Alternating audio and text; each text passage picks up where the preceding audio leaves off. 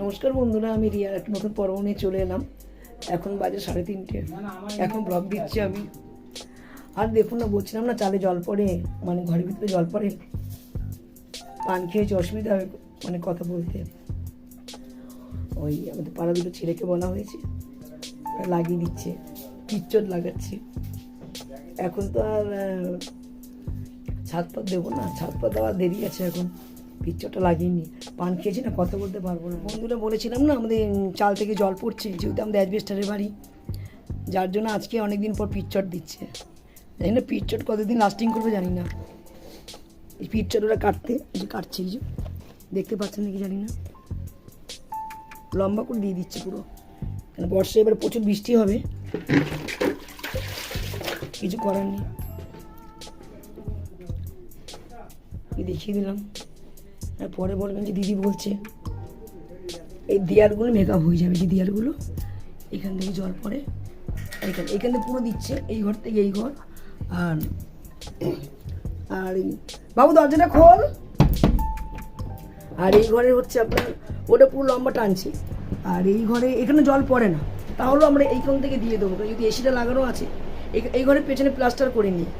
ধরুন কেন বন্ধুরা, আমি বলেছিলাম যে ঘর ভাঙবো, কি ভাঙবো করে অনেক বছর হয়ে যাচ্ছে, কিছু করতে পারছি না।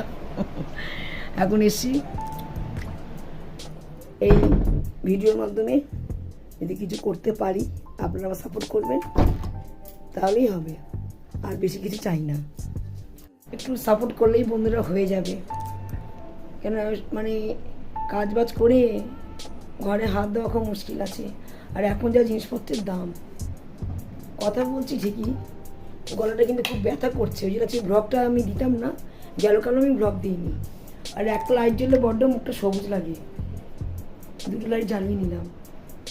একটু সাপোর্ট করবেন বন্ধুরা, ফেসবুক পেজ হোক, ইউটিউব হোক, ইনস্টা হোক, সাপোর্ট করলে আমি এগোতে পারবো। আমি অনেক বছর পর আমি এই ক্যামেরার সামনে এসেছি।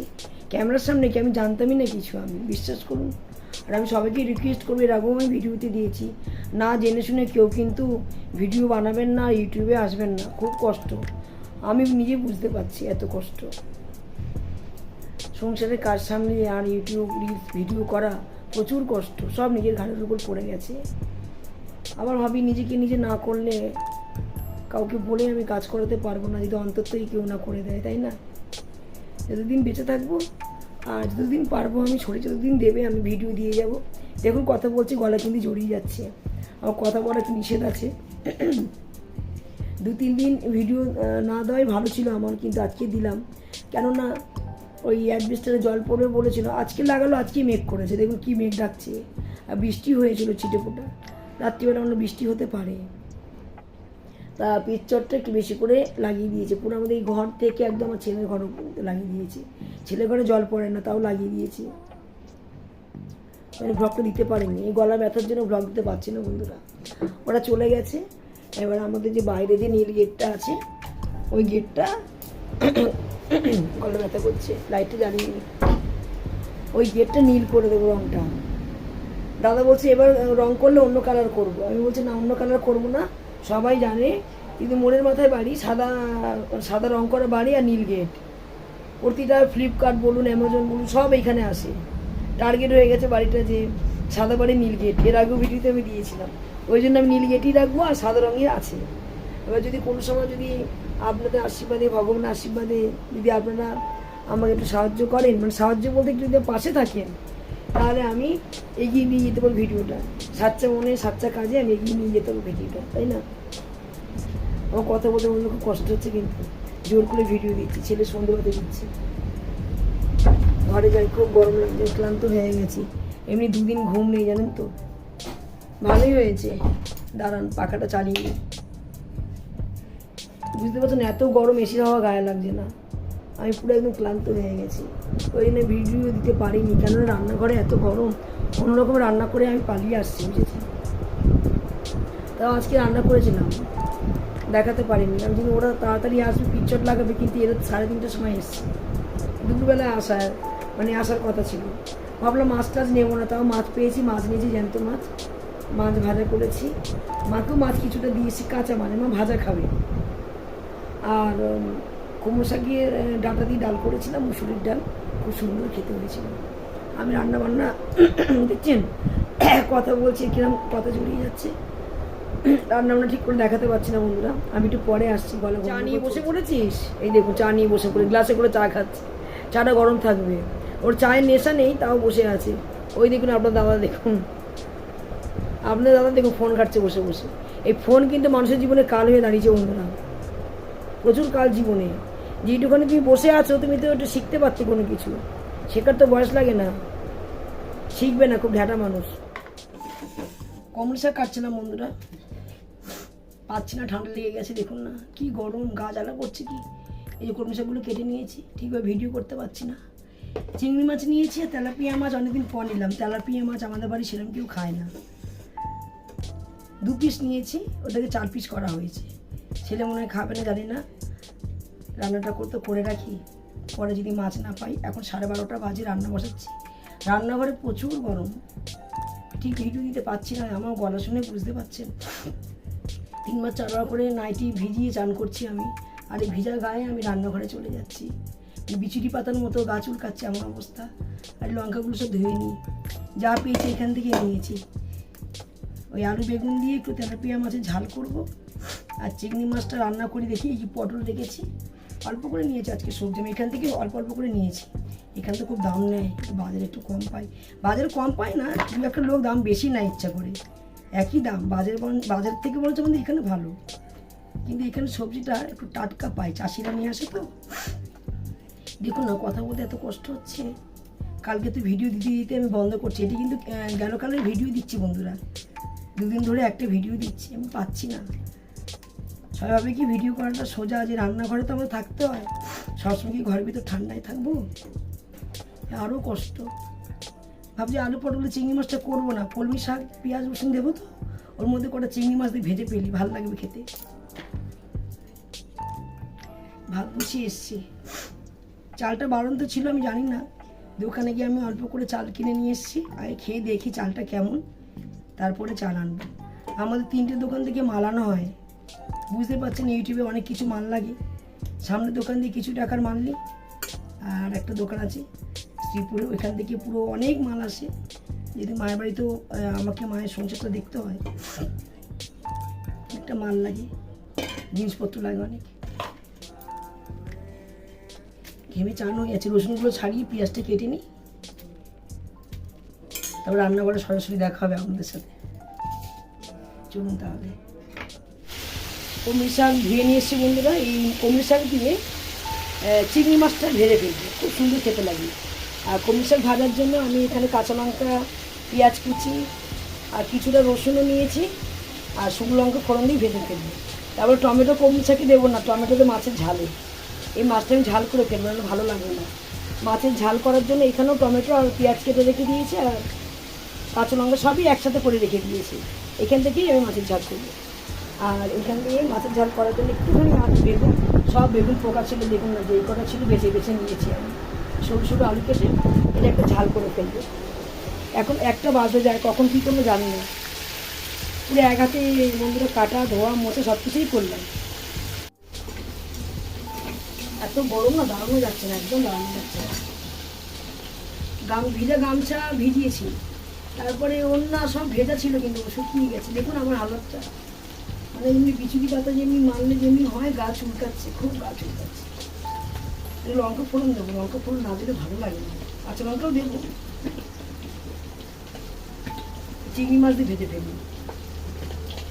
কটা পটল ছিল, চিংড়ি আলু পটলের তরকারি করি না, অনেক বেলা বন্ধুরা, খুব কষ্ট হচ্ছে। এরপরে রান্না করে থাকলে আমার হার্ট অ্যাটাক হয়ে যাবে। মাছগুলো সব তুলে নিচ্ছি।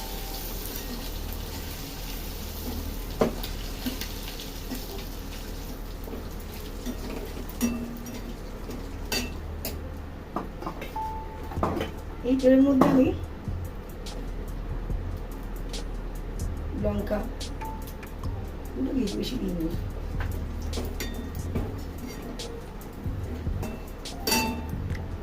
কিছুটা পেঁয়াজ, কাঁচা লঙ্কা আর রসুন থিতো করা আছে দিয়ে দেবো।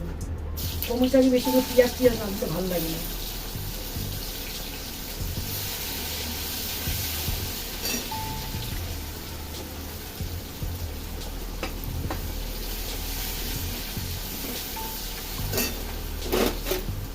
কাঁচা লঙ্কাটা একটু পরে দিচ্ছি। ঘেমেই যাচ্ছি বন্ধুরা, কথা বলবি, চুল ফুলগুলো অবস্থা দেখুন। কিছুটা আমি ছেঁচে দিই, রসুন কম পড়ে যাবে না। চিংড়ি মাছ করছি, এখান দিয়ে রসুন, পেঁয়াজ, কাঁচা লঙ্কা মেখে দেবো। তেলাপিয়া মাছটা ঝাল করবো।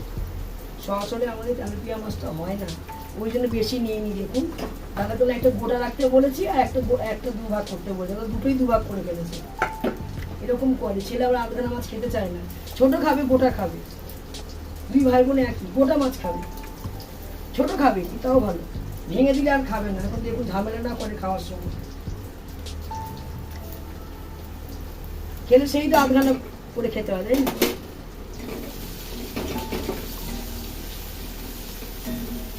এই দেখুন পেঁয়াজগুলো লাল লাল করে ভাজা হয়ে গেছে, দেখাতে পাচ্ছি না, ক্যামেরাটা একটু ঘুরিয়ে নিই। পেঁয়াজ লাল লাল করে ভাজা হয়ে গেছে, এর মধ্যে আমি কটা কাঁচা লঙ্কা দিয়ে দিই। আমি রিলস করার জন্য তৈরি হতে যাচ্ছিলাম, দেখি না আমাকে সব এক হাতে করতে হয়, তাহলে অসুবিধা হয়ে যাবে বন্ধুরা। এই ব্লগটা আমি দুদিন ধরে দিচ্ছি, কিন্তু খুব খারাপ লাগছে, ঠিক মতো আমি সময় দিতে পারছি না, জানেন তো, একদম সময় দিতে পারছি না। এই শাকগুলি দিয়ে দেবো।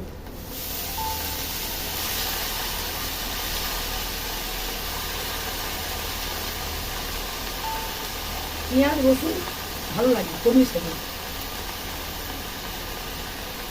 যারা নিরামিষ খান তারা কালো জিরে লঙ্কা দিয়ে ফোড়ন দিবেন।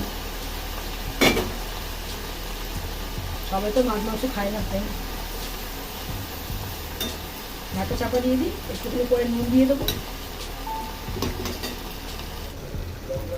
দেখুন এক কড়া শাক কতটা কমে গেছে, একটু আওয়াজ আসবে, ওখানে সব কিসব বিক্রি করছে তো রাস্তার পাড়ে ঘর বন্ধুরা, একটু আওয়াজ আসবে। আর এখানে আমি চিংড়ি মাছগুলো দিয়ে দিলাম শাকের মধ্যে, অল্প করে দিয়েছি, সব রকম দিয়ে এতে একটু নাড়াচাড়া করে নেব। যে একটু মিষ্টি ভালোবাসেন একটুখানি মিষ্টি দিয়ে দেবেন, যে ঝাল খাবে তাদের মিষ্টি দেওয়া দরকার নেই। আমি একটু মিষ্টি দিই, নাহলে ভালো লাগে না বন্ধুরা। কমল শাকে যে কোনো সাথে মিষ্টি না দিলে ভালো লাগে না। আর যারা নিরামিষ তরকারি খান তারা তো অবশ্যই একটু মিষ্টি ব্যবহার করবেন। কাঁচা লঙ্কা ঝালও আছে, একটু শুকনো লঙ্কাও আছে, তো আমি অল্পটুকু চিনি দিয়ে দেবো ব্যালেন্সটা রাখার জন্য। দেখুন রান্না করবো কি জানেন, আমি এক পাশে গিয়ে আমি আবার গা ধুয়ে এলাম, কিছুক্ষণ আগে গায়ে জল দিলাম, এত গা চুলকাচ্ছে গরমে না, এখন ঘরে ঢুকলেই ঠান্ডা লেগে যাবে। এমনি গরমের অবস্থা খুব খারাপ হয়ে গেছে আমার। একটু নাড়াচাড়া করে নিই, ভাজা ভাজা হয়ে গেলে এই আমার এক পথ শেষ হয়ে যাবে। ভালো করে নাড়াচাড়া করে কমলি শাক চিংড়ি মাছ ভাজা রেডি। রসুনটা পেঁয়াজটা একটু বেশি করে দেবে। মাছগুলো সব ভেজে নিচ্ছি, 4 পিস মাছ আছে, মানে 2টো মাছ নিয়েছিলাম। এই মাছ কেউ খাবে কি খাবে না, এরা কিন্তু আগে তেলাপিয়া মাছটা খেত, এখন আর খায় না তেলাপিয়া।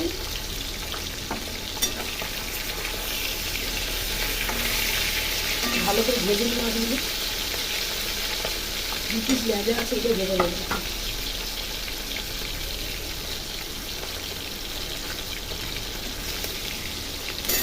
রান্নাবান্না করে নিয়েছি বন্ধুরা, দাঁড়াতে পারছি না আমি, গায়ে এত চুলকাচ্ছে, গা হাত পা গরমে। দেখুন আমার গলা বসে গেছি, 3বার রান্না করতে করতে স্নান করলাম, 3বার স্নান হয়ে গেছে। কিন্তু ওই নাইটি উপর থেকে জল দিয়ে দিলাম, দিয়ে রান্নাঘরে মাছ ভাজতে গেছিলাম, আপনাদের বলিনি, মাথা ঘুরে যাচ্ছে, গা দেখুন লাল হয়ে গেছে চুলকি।